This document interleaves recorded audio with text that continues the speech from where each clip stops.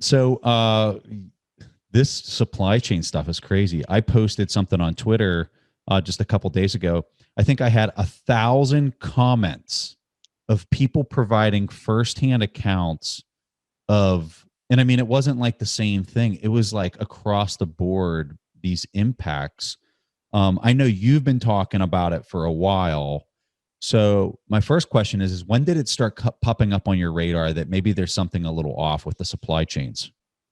Well, certainly last year. I mean, that I think most people were hit hard by, seeing the like everything that was paper based going away. So paper towels, toilet paper, all that kind of stuff just disappeared from shelves, and that's not a very common experience in the Western world or developed world more broadly.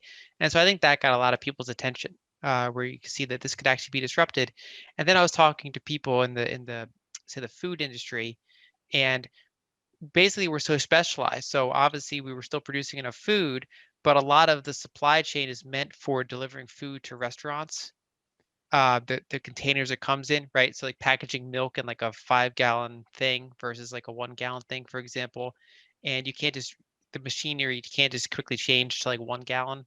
There's kind of countless examples like that. And when suddenly like nobody was eating in restaurants and everybody was going to grocery stores twice as often, that cause supply chain issues. 'Cause suddenly you're too short on those smaller package stuff and you have an overabundance of these bigger package stuff. And it's kind of a funny problem to have, but it causes pretty significant issues. So those are the first two, the paper products and then some of the food issues. But then over time, those have expanded to pretty much everything.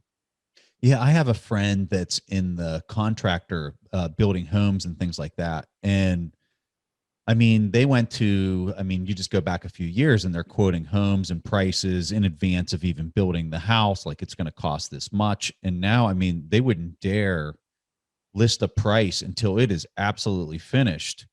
And I mean, in that particular space, they're waiting on windows for a house. Like they can't even close out the house. So, I mean, the one that you hear everyone talking about is the chip manufacturing with the cars, and I think it's got a lot of airtime. But I think when you look into the housing market, the concern that I'm starting to see is are we going to see a giant dichotomy between new homes and pre-existing homes in the price point because of some of these implications?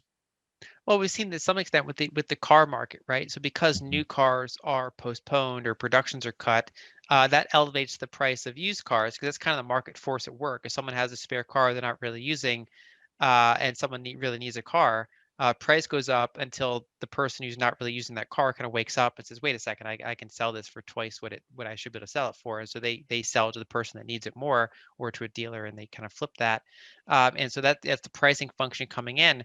And so obviously we've been seeing that in housing markets as well. So obviously when new houses are cost more to price, that boosts up the price of existing homes as well, because you say, well, I don't want to wait this many months. I don't want to, oh, that's going to be super expensive anyway. I'll just buy a house that already exists, and so everybody does that and drives those prices up as well. And I would describe that there's different depths of how bad a supply chain issue is. And so, for example, the lumber spike was well known because it spiked to like crazy levels and then it came down at least most of the way almost as fast. And that's actually an example of kind of a shallow supply chain because we never had a timber shortage. Like we're not shorted on big like chunks of wood. We were short on sawmill capacity, so we had an unusually big demand shift towards suburban and rural homes at a time when we only have so much sawmill capacity, and those operators are not dumb, so they're not going to put a ton of capex into a lot new sawmill capacity when they don't perceive this as maybe lasting too long. So they'd rather just kind of accept the higher prices and enjoy that margin.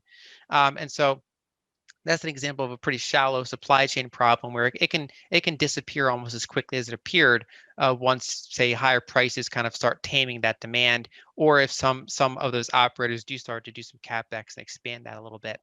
But then there are other things like semiconductors that are a deeper supply chain issue because it's more global, right? So it's obviously a very high precision thing to do high end semiconductors.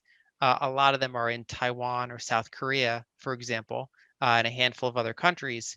And so a lot of semiconductor companies that you think of as semiconductor companies, like say NVIDIA, are fabless. So they don't actually make it themselves. And so there's fewer semiconductor companies than you'd think. And so, for example, we need memory, RAM, in pretty much every device we use.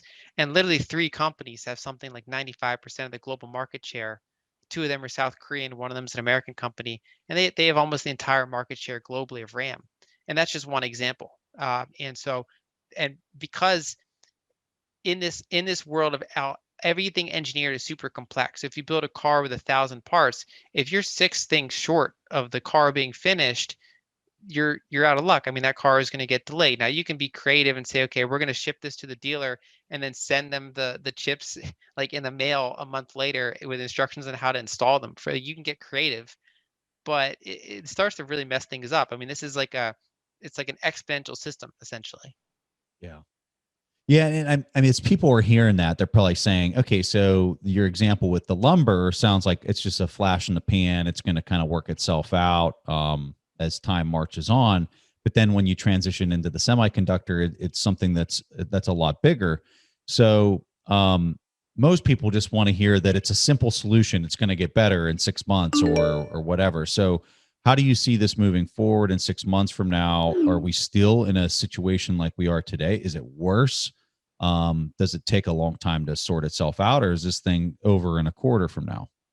I think we could separate the structural issues from the more rate of change kind of near term issues. And so the short answer, I think, is no one knows because obviously that's going to partially depend on, is there like another round of the pandemic that shuts down more countries or makes them choose to shut down, right? So obviously you have to predict things like that.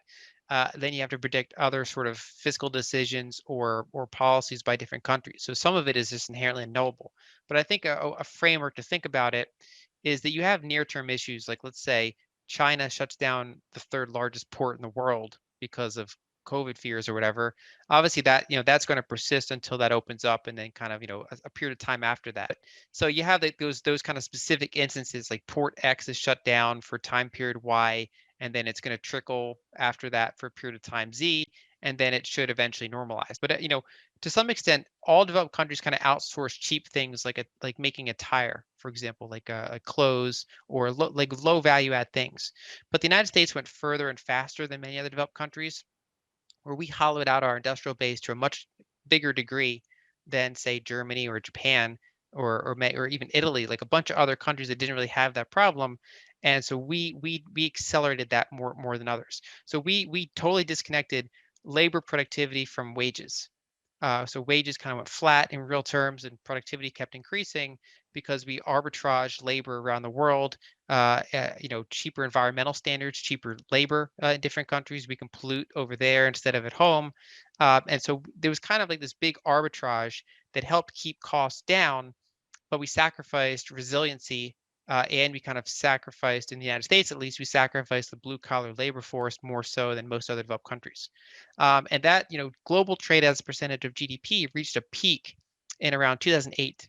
And so that was like 60% of global GDP, which is actually a really high number if you think about it. That global trade as a percentage of global GDP was like 60%. It's kind of an intuitively high number. And so that has, you know, kind of flatlined since then, flat to down. We're still in the upper Mm-hmm. 50s. Mm-hmm. And so we haven't really, it's not like we just reversed globalization, but we have not continued to globalize really at the rate that we were. And that's due to a variety of factors. And so I think COVID was kind of a shock to that, where we sacrificed so much resiliency to help keep costs down more so than normal. And so finally, we got a shock to the system that tested the fact that we didn't have resiliency. And so now we're starting to pay the price for how we've distributed this in such a complex way that there's so many ways for it to be disrupted, either due to a pandemic or due to an overreaction to a pandemic in certain countries' cases, whatever the case may be. Small changes can ripple through the whole system and cause these cascading delays and shortages.